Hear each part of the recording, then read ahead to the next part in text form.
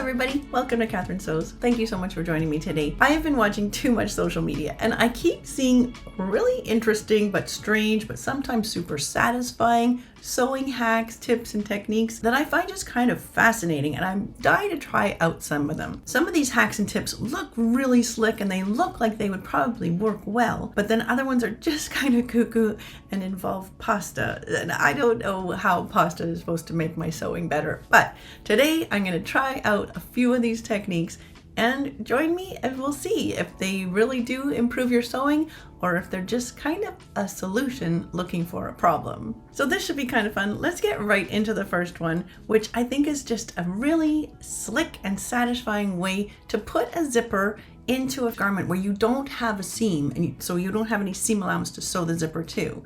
So it's an exposed zipper, but the technique in this video just looks super slick and it makes it look really easy. So let's see if it is as easy as this little video suggests.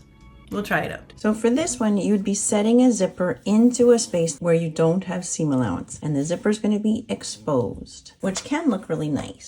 So first I'm going to just draw a line straight down right where I want that zipper to sit, and just as long as I want the zipper to be. I'm going to make mine 6 inches long, and the zipper is longer than that. Then I need a little horizontal line where I want that to stop on both sides. And this is my erasable friction pen. There's a link in the description box to these because they are indispensable. A lot of the tools that I use you can live without, but you gotta get yourself a set of pens. So we're just starting by flipping the zipper over, unzipping it, and then sewing it. I think the zipper tape is pretty much right up to that center line. And then with a zipper foot, I'll be able to sew right down the middle of the zipper tape. I've got my zipper foot on the right and my needle is still centered. And let's give this a go.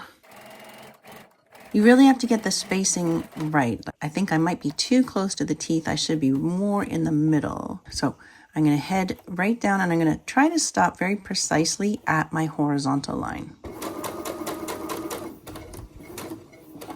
Good, that should do. So then they zip it up and they mark that spot going straight across the zipper. So I'm just lining up with over here. Good, straight across there. And then unzip, flip once and flip again.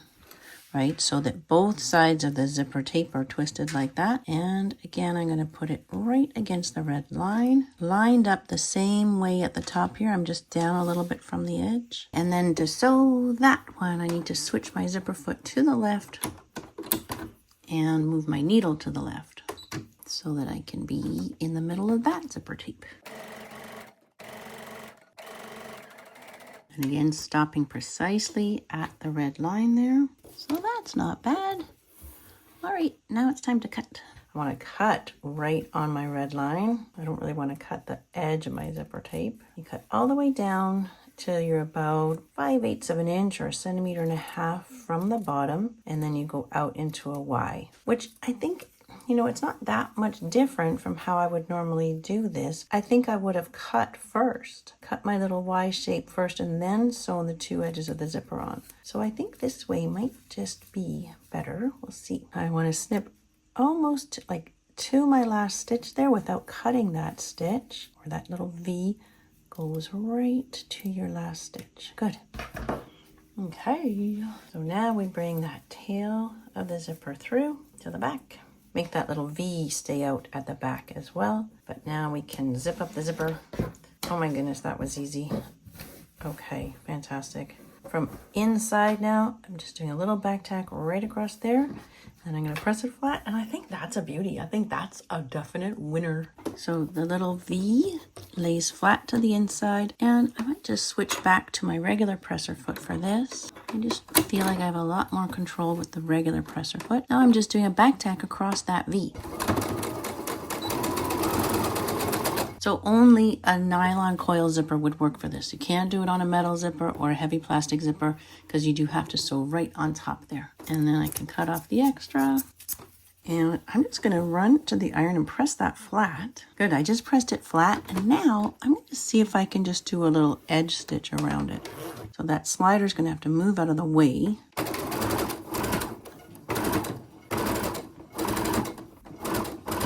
Okay, and then lift up, move the slider back. Sometimes a bit of a struggle. Good.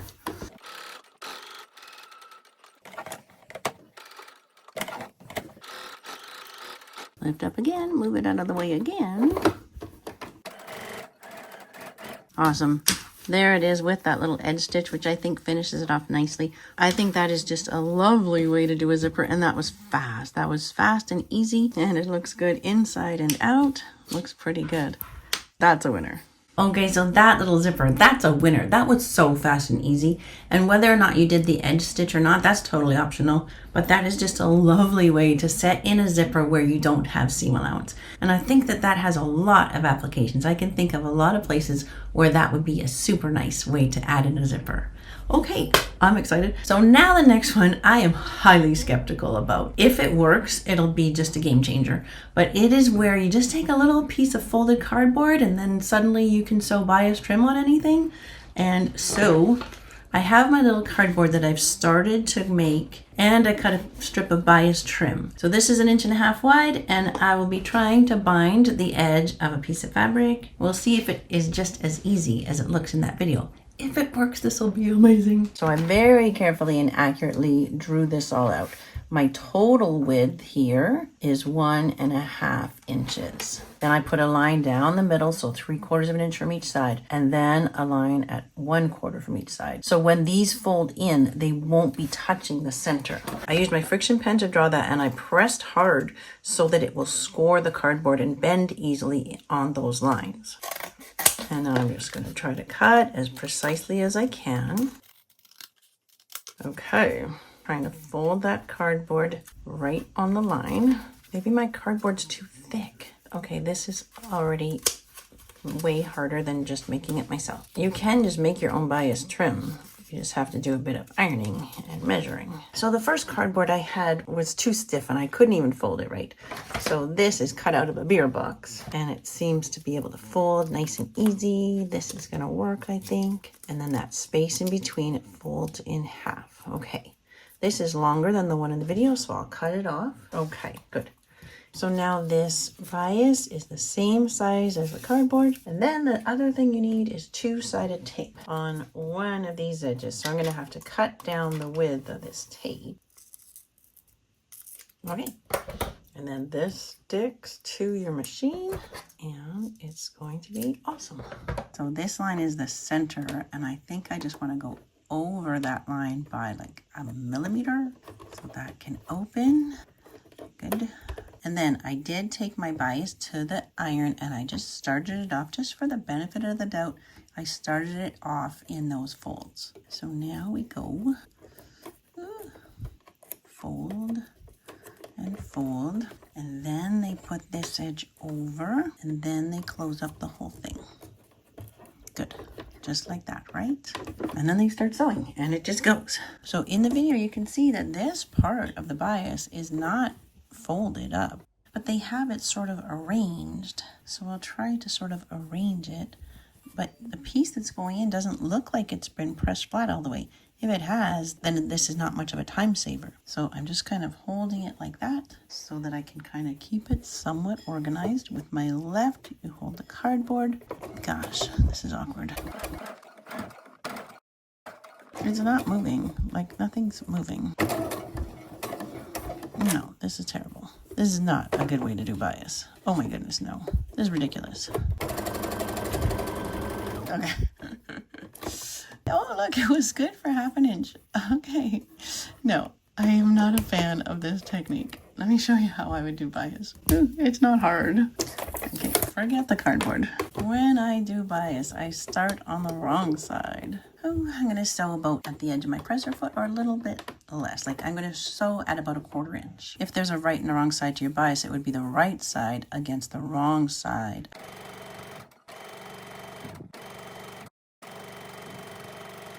So this is a couple steps instead of one fast step. This is just a couple steps. It's still not hard though. So now I'm going to push that bias out over my seam allowance. Press that flat. And then just bring the edge of my bias to just touch the edge of the square. So that'll wrap over nicely. And I'll stitch it now from the outside. So the outside's going to look great. So yeah, instead of being one super fast, easy step through that piece of cardboard, it's a few steps, but it's not difficult, and it really does end up looking beautiful. Okay, back to the machine. Okay, so now I'm just sewing nice and close to that inside edge. So that's pretty easy. Like, to me, that's really not a problem that needed that crazy solution. I think we're just fine doing bias like that. Now, if you think I gave up too easily, if you've tried that cardboard piece and it worked well for you, let me know. But I think that I'm just gonna stick with my regular method on that one. So these next three are using pasta. I know it sounds crazy, but I actually went and I bought a new package of penne. It's penne pasta that you use, and you tape it to your sewing machine. I don't get how pasta is supposed to help me. So there's putting elastic on with pasta, there's sewing bias trim closed, and then there's couching, which is like sewing on top of a yarn or ribbon. Couching using the pasta to help you feed it through. Now, all three of those have very limited application, and I just don't understand how the pasta is supposed to be better than just holding the thing that you're sewing on. I just don't get it. So I want to try it and see if the pasta really helps. I'm just curious. Let's just give it a try. So for this one, you have to put your elastic through two pieces of penne. They're going to be making a right angle like that. I need to put the elastic through here like this, and you know what, it's not that easy to get your elastic through a piece of penne. Got my serger tweezers. Nope. And again, this one, you know, holding elastic in a stretched out position and zigzagging it on or straight stitching is not hard. It's easier than this. There we go. Okay, so just ahead of the needle, the first piece of penne gets taped to your machine like that. Okay, and then the second one makes a right angle and it gets taped like that. Good. So the elastic is through there, and then we take our fabric, put it on top of the pasta. I think in the video they're using a straight stitch. I'm going to use a zigzag stitch. I guess it's stretching. Oops. Oh, my pasta is moving. Oh, and look at, like, okay, so no, that's not good. That is, I'm not a fan. Okay, no.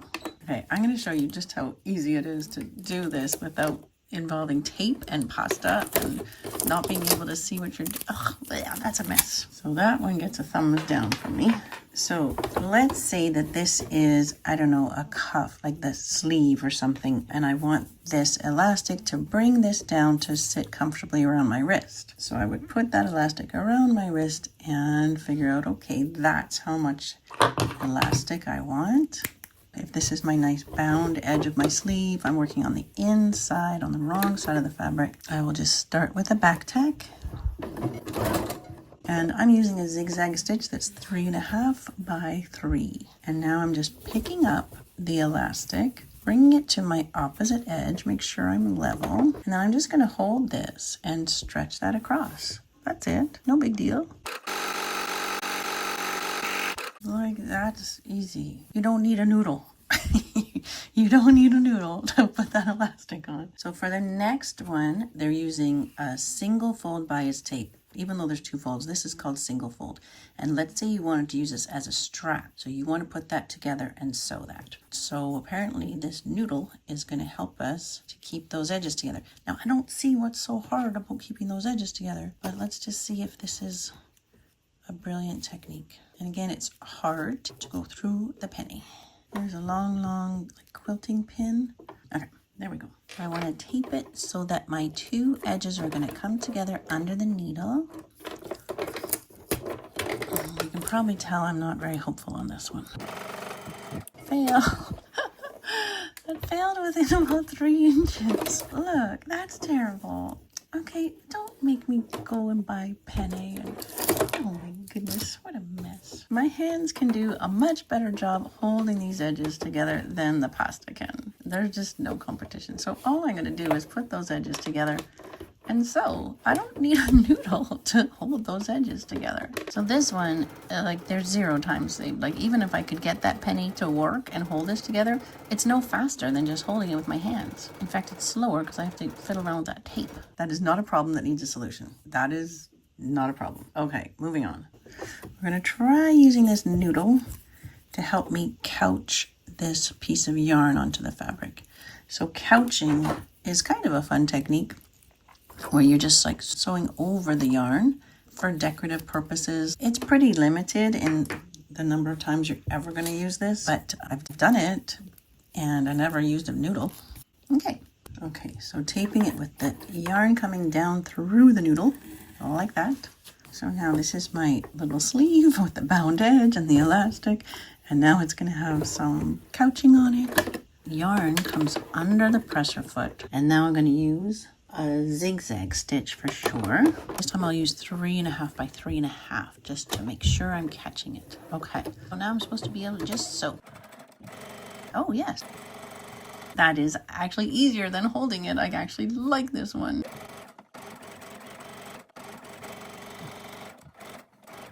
This is fun. This is a good one.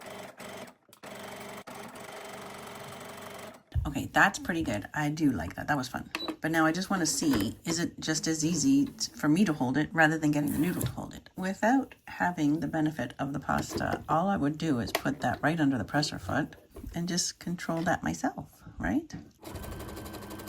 Well, maybe it is a little more difficult to control. I have to control the fabric and the yarn. Yeah, and actually I'm missing the yarn. Okay, you know what?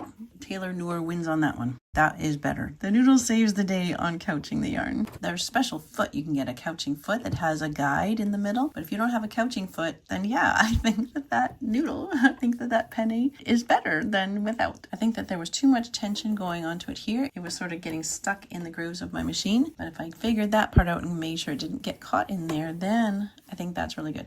Okay, now this one I'm pretty excited about.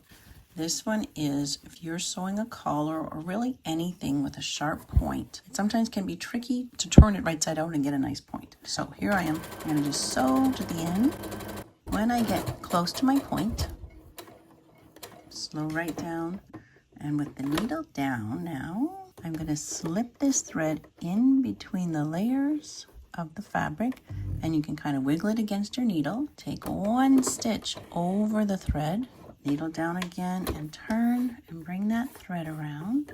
This was so genius. And then, so can you see now I'm pulling both of those threads in between the layers. They're going to be inside that collar or whatever pointy bit you're working on, and then continue. So that is a nice sharp point. I'm going to just trim that down and then find my both ends of the thread. You can't just pull one end, obviously, because it'll slip right out. But if I pull both ends of that thread, I have faith. Oh my goodness, yes. Oh my goodness, yes. That's the most beautiful point. That is a genius technique. And now I can just pull one end of the thread, slip it right out, and that is a beauty. Oh, I'm in love with that technique. Thank you. That is a gorgeous technique. Oh my goodness. Okay, that was fun. I really had fun trying out those different TikTok techniques. And you know what? There were a few that I really loved. This one with the corner on the collar, like that changes my whole life. That's amazing. The couching was fun. That was cute. And that zipper at the beginning, love that. That was nice. The pasta with the elastic and the pasta with the bias trim, no. And the little cardboard with the bias, no. Those just did not work for me at all. I cannot recommend those. Fun to try though. I hope you enjoyed watching me struggle with some of those and experiment around. So let me know in the comments if you think I gave up too early on some of those, if you've tried them and had any more success than what I had, and if you have any other crazy TikTok techniques that you want me to try out here. I would love to give them a try because that was really fun. Thanks so much for being along with me today. It's always great to have you along. And until next time on Catherine Sews, you take care.